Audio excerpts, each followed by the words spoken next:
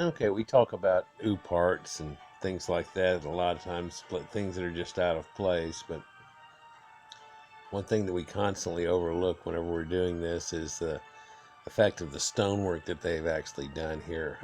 It's not something simple like limestone, but they work in, granite and Aswan pink granite and black granite and diorite balls, basically. And one is harder than the other and so on, and so you have to take something like diorite to work on granite, because if you hit granite with granite you just ruin the ball, right? So this is what they tell you, and people pound on these things and have done it for a long time. There's one famous sitting out there in front of the pyramids that they show you the technique, and it's been pounded on for about 60 years now and has very little dent in it at all.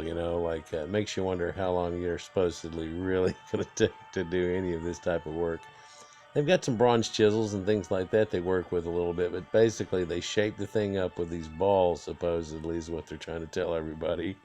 And then those balls, of course, no one ever worries about how they make a ball out of diorite. What do? Do you pound it? Do you find a chunk and pound it round on another piece of diorite and then come start working on this? Because it's only like one grade softer than this, so it's going to actually do some good damage to this. It really isn't going to be like, boom. I mean, there's only like one other stone that's a step up from this, and then you're basically going to have to do it with diamonds, and you can't do it with diamonds because, I mean, whenever you hit with a diamond, it'll fracture. That's what diamonds do, is they fracture on certain points. That's how they cut gemstones, and that's the reason they're using these balls, right? So now we're back to these balls. Well, here's the U part here. I don't know if you've noticed yet in the video, but this ball is stuck in this pink granite. You see that? Do you see how it looks like this piece right here was kind of poured onto the back of this piece right here, and that ball got stuck in there, and that piece of diorite right there is just stuck in that side of that socket. This is at one of the quarries, and it's just sitting there like that with a ball stuck in it. And it does look kind of like there's a fracture that runs through here, but that almost looks like water runoff or something that's happened, and they've never gotten that ball out of there. So let's look at what they can do with these balls and little wooden mallets and simple looking little chisels that are made of bronze and copper before that. And so basically you're just going to dent up and go crazy. So here's a diorite statue of Anubis. And they want you to believe that somehow they slowly pounded out this real nice looking face and then finished it all off with some chisels, right? Working on it with little wooden mallet knocks, putting all these perfect lines in it, right? I mean, it's just uncanny that you get people to believe. How long would it take somebody to do that? I mean, to be honest.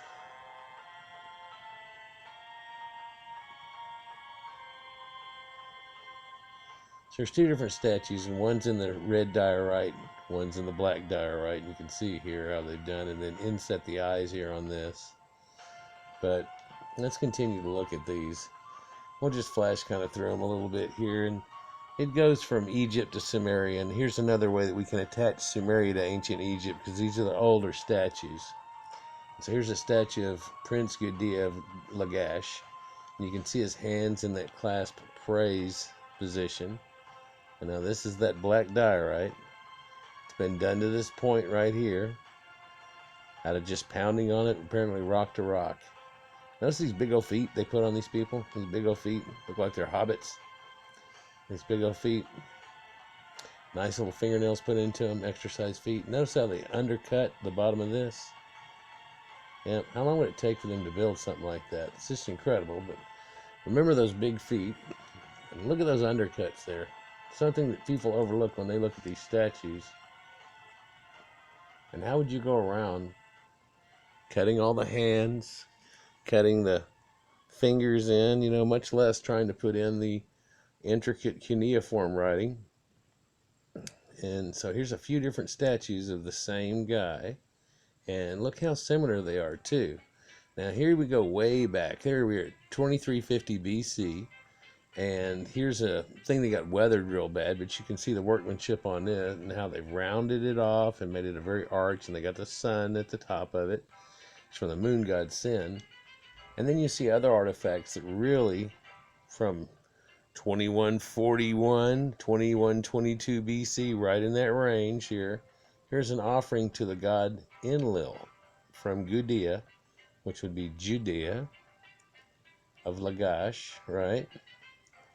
And you can see how cylindrical that is and perfect, and how this is cut off. And sure, it got ruined over time and the top got all chipped off, but you can see what it once was and how smooth it was here, and how it has a perfect little bowl shape in it. There's some other ones here that are just incredibly nice. So here's an egg, and they did a lot of these, and this is from the god Sin of Sumer of Akkad from 2030 BC or so, from a site called Tello. It's an ancient Girsu, and weighs 2.5 kilograms. So it's a nice little egg, football shape and stuff. Now, according to this is a diorite piece, but it's more of a tan or gray diorite. It belongs to the king Naram Sin. It was found by Piram Hussein, a village near Dakar, and a broken off stele that he has a profession. And if you look, he's carrying his roll rod. There's the Rodley King thing at the time, and then the starting of a staff. So this is it. And of course, everybody Sin, once Sin entered the world, but that's in a few other videos. We're not doing that today, but you can imagine somebody trying to cut that relief out that they had there and how those reliefs look. I almost want to go back to that relief. Here is Ningishida, right? And Ningizida, whichever way you want to say it, Ningizida. It's the god dedicated here by Ningirsu, priest prince of Lagash. He's the son of Judea, right? And it says this in the dedication of it. I want to go back here just a second. I really want to show you something. We'll let it roll. Whenever you're looking at a relief like this, people, you do realize that they kept a raised area, and then they made the whole rest of it flat. And then they chopped in onto it, and then made the picture, and then flattened everything else around it. So this is not the cut in, this is the bas relief where it sticks out, and they've made the whole other piece flat. They have to make a tabletop and then the raised picture off of that. People don't give it credit for what they're doing here, but it's incredibly hard. You ask somebody to do something like this, even today with modern tools, and you get them to look at you crazy, right? And then if you walk them out in the garage and you hand them a couple of diorite balls and some brass chisel wool shit, they're gonna giggle at you. Notice how this, hopefully you can see it in there, has the cutout where the feet are. See that at the bottom? Here's one of the priests right here, and this is at the Louvre, and somewhere around 5th century BC, it could be 5,000 years old. After that, they started having these special type of dress. Hands always in the same way. Again, this is Gudea. He's famous. He's got a lot of nice statues made that lasted a long time because they were made out of this material. And whenever all that fell, so look at this here real quick. You can see the undercutting on the feet. Look in here how they've undercut all into here, gotten all up inside of here, even cut up and into there some, made the legs, and look at them giant feet, right, with the big toes on them. I mean, they're huge, comparative-wise. See a stern look here. Very Caucasoid-looking dogs, but let's continue here and watch this unfold a little bit better. You can see the holes where their feet are again and how big their feet are. And these are just statues over and over again, different ones, but showing you the variable they have going on here. And here again, looking at them in the lower part, because they had the heads cut off, it's easy to see these feet, how giant they are. I mean, you can see this, how giant these feet are over here. I mean, Jeezy. But look at the intricate carving around here and how they had to take this diorite down to this point. And on faces, getting structure like this to where it it really looks like feathers for eyebrows. Now later they cut this in and do inserts and do black granite and lapis lazuli on lighter ones and so on, but here they still have that feathered eye effect, and you can see this, and it's very much, you know, Persian Greek lips kind of looking thing. He has a definitely Anatolian kind of look there, I guess you would almost say, to him and stuff, but Near Eastern would be a better way of doing it. And you look at these other photographs and he has a totally different look, right? So in different areas there's slightly different statues. Well, this just shows you the craftsman in that area able to capture that man. Here's one of the coolest pieces I really like a lot. This is from Intimana, and it's a little over 2400 BC. And if you look how they've taken just this raw piece of rock and flattened it all off, and they've engraved it all into here, right? But basically this was a lot more shiny at the time. And look at this mirrored finish that's in here. I mean, it literally is a perfect smooth mirror finish, and hard to believe they could pull this type thing off back then in any way, shape, or form.